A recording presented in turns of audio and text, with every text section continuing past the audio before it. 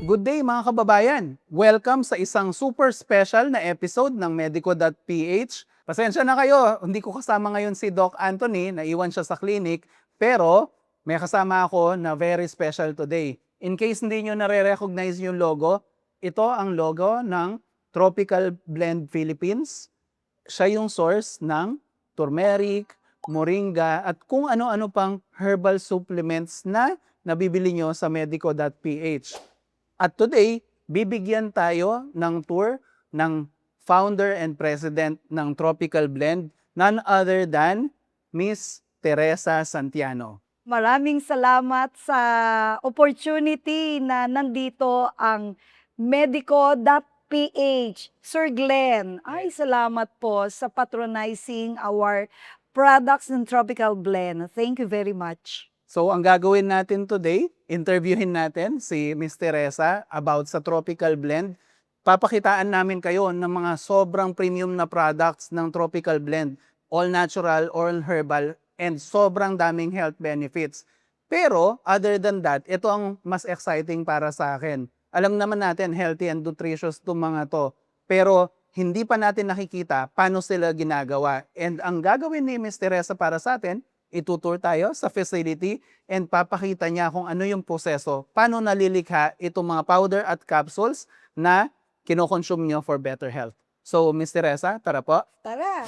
Collagen supplements. Habang tumatanda, mas madaming lumalabas na sakit sa katawan. Ang mga pananakit sa leeg, balikat, kamay, likod, tuhod, at iba pang tinatawag na joint pains. Kung hindi maaagapan, maaari itong lumala at maaka-apekto sa araw-araw na pamumuhay. Kaya ang payo ko sa mga chronic joint pains, mag-take ng collagen supplements. Tumutulong ito para tilihing maganda ang kalagayan ng joints para mabawasan ang pananakit at iwasan ang paglala. Bonus pa, nakakabata pa ng balat, buhok at kuko ang collagen. Kaya pag regular ang pag-iinom, ramdam ang panunumbalik ng ganda at sigla ng katawan. Pero syempre, di lahat ng collagen ay pare-pareho. Kung hanap ninyo ang pinakamabisang klase, pumunta lang sa store.medico.ph sa inyong mga browser o hanapin sa Google. Maaari ninyong i-click ang link sa description. Dito, ma-order ninyo ang collagen supplements, glutathione, vitamins at herbal supplements na rekomendado namin. Tandaan, store.medico.ph para sa original at ubod ng bisa na collagen.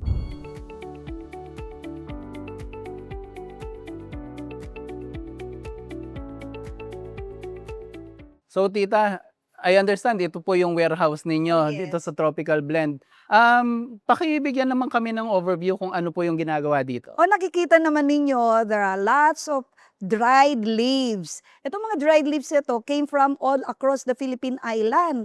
Kasi marami tayo mga farmer cooperators from Luzon, Visayas, and Mindanao. Mostly from Quezon Province, mostly from Nueva Ecija and Ilocos. Pero meron din tayong Davao, Cebu, Bacolod, lahat yan. So lahat ng parte ng mundo, because we've been in the business for around 12-13 years na kami eh. So nakapag-establish na tayo ng mga farmer cooperators. So nakikita nyo dito, meron tayo ditong Sambong, Lagundi, Damong Maria.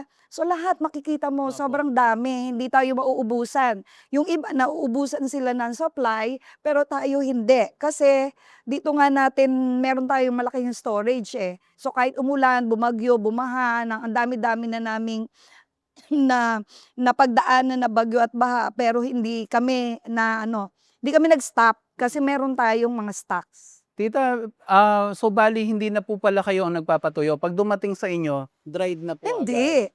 Tinutuyo uli natin ito kasi ito, yung moisture nito ay mga around 20 to 15%. Okay. So yung 20 to 15% na yan, magkakamolds yan pag hindi mo yan inireheat.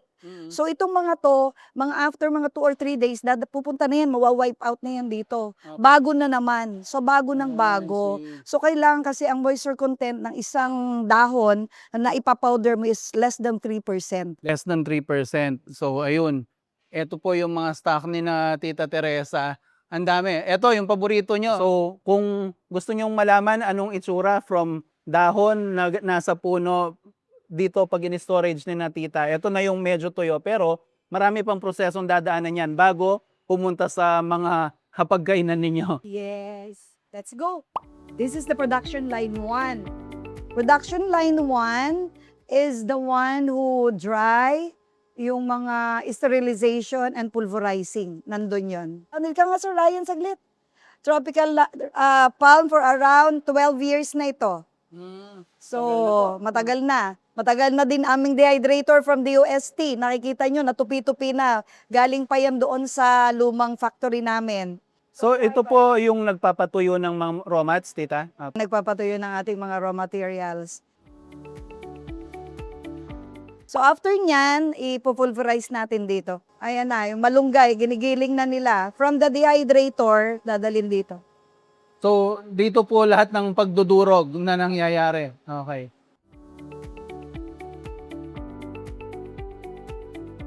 After ng finished goods na yan, bago yan i-deliver, ilalagay muna yan sa oven, ultraviolet. So hindi ganun na i-deliver agad. Opo. Yung ultraviolet po, tita, para saan po yon? Ultraviolet is for the sterilization of the powder.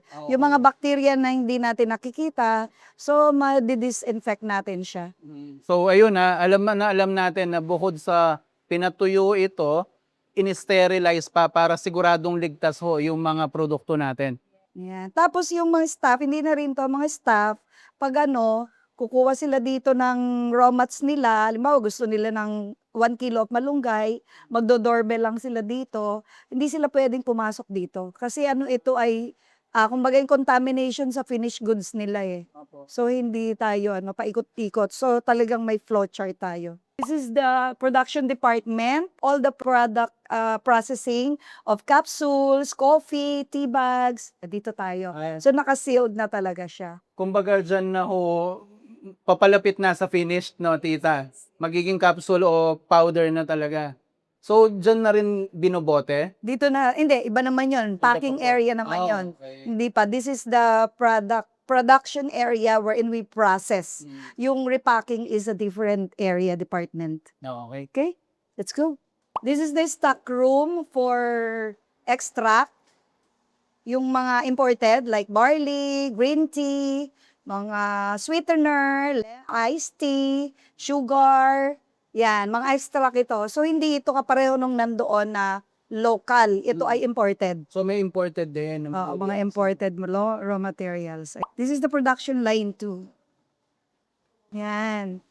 So, dito naman is filling of the powder. Sila yung nagpipil nito for 1 kilo, 1 kilo. No. Yan, Yan turmeric na. Luyang powder. dilaw. Yan. This is the capsule. Ito na yan. Production line 2 pa rin for the capsule.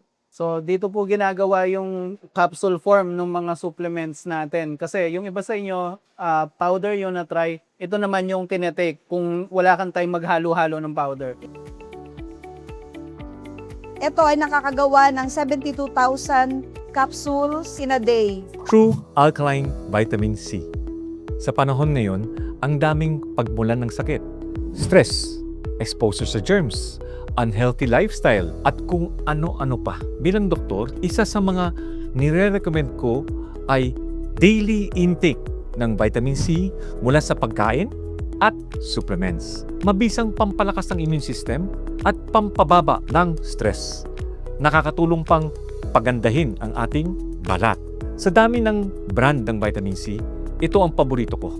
True Alkaline C. Sodium ascorbate. Alkaline kasi siya. Di gaya ng ibang brand, solid ang vitamin C content dahil puro at walang ano-anong halo. Di pa nakakapangasim ng sikmura dahil nga alkaline base siya. Safe sa mga acidic. Available to ng discounted at free shipping sa store.medico.ph. Tandaan, store.medico.ph. Nandito lahat ng mga supplements na rekomendado namin. Order na habang may natitira pang stocks. So this is the production line 3. Coffee naman. Coffee, juice. Meron tayong mixing. So, imimix muna. Halimbawa, ang pinagawa mo is with 8 herbs. Kailangan mo na siyang i-mix. Okay. By pinagawa, tita, like, tawag dito, meron kayong mga kliyente na nagpapagawa ng special formula? Oo, pre-mix. Halimbawa, yung coffee natin is with malunggay, guyabano, turmeric. Imimix muna natin siya. So, lahat ng drinks dito pala ginagawa, tita. Things na powder, lahat yan imimix muna para well blended. Hindi yung biniblend lang ng kamay. So, lahat ay automatic. Wow. Kumbaga, precise talaga, tita, dahil gawang makina na, no? Okay. Okay. Oh, so, this is the coffee filling room. Sachet filling. So, dito po pala nilalagay na sa sachet, no, tita? So, ito po, anong produkto ito? Coffee yan na parang for men. For men. Isang Okay. client natin. Yun, sa mga ibang labels ni tita ito, hindi siya branded as tropical blend. These are our clients na we toll manufacture. Kung gusto nyo magpagawa ng sarili mong brand, we can have it branded for you. White label, parang ganyan. Yan, pag-uusapan namin ni tita yan mamaya. Okay? Tara, akyat tayo. So, nandito na tayo sa packing department. Ito ba yung last na? stage. Okay. Oo. Kumbaga, dito na maibabalot at maibebenta na yung mga produkto natin pagkatapos ng phase na to. Yes, let's go. Come in. Hello, si Ma'am Julie is with me for around 10 years. Ayan. Matatagal Kabisado na. niyo lahat. Okay, kasi meron silang award eh. So, eto, yung mga nakikita nyong ibang produkto sa medico.ph store, dito na yung final stop nila bago lumabas sa planta. So, marami pang ibang products si na tita. Isa-isa nating i-introduce sa store natin. Pero comment lang kayo kung meron kayong gusto na mabili na. Mamaya, papakita namin isa-isa yung mga products ni na tita. Yes. Ito, yan ang repacking natin. Pinapak nila yung mga galing na powder. Kino-quality control, tinatanggal yung mga basag, tinatanggal yung nililinis muna bago ilagay sa bote. Kasi kumbaga kahit ano namang factory or facility, meron maliit na percentage na kumbaga hindi up to Rejects. standard. Oo. So pagkatapos nila dito, ma'am, kumbaga pwede nang i-ship sa mga Iba-box naman. Ayan, mga naka-box na yan. tindahan. Ayun. Para i-deliver na sa owner. So ayun, narating na natin ang last phase ng manufacturing dito sa facility ng Tropical Palm Herb Manufacturing. Ang pangalan ng ating house brand na binibenta ng Medico.ph ay Tropical Blend Products. Pero yung facility and the company behind it is yung Tropical Palm. No po? Yes. Okay. So, yun na muna. I hope meron kayong natutunan kahit papano and naliwanagan kayo kung paano ginagawa yung mga paborito nyong herbal na products. So, legit and DOST and Malacanang awarded. So, alam natin, pag yan ang binili mo, nakakasigurado ka sa number 1 sa nutrition, pangalawa sa quality, pangatlo sa safety, di ba? Yes. May Oo. FDA standard tayo. Yun, FDA approved po ito. Huwag kayong susugal dun sa mga Backyard. San. Oo, kumbaga walang accounting kung anong mangyari sa'yo pagkatapos eh. Pero at least dito, alam nyo, lahat ng papeles, meron tayong approval. Oh, yes. So hanggang dun na po muna. Ako muna ang ikakamada dito sa Tropical Palm. At see you sa interview at next episodes. Bye-bye!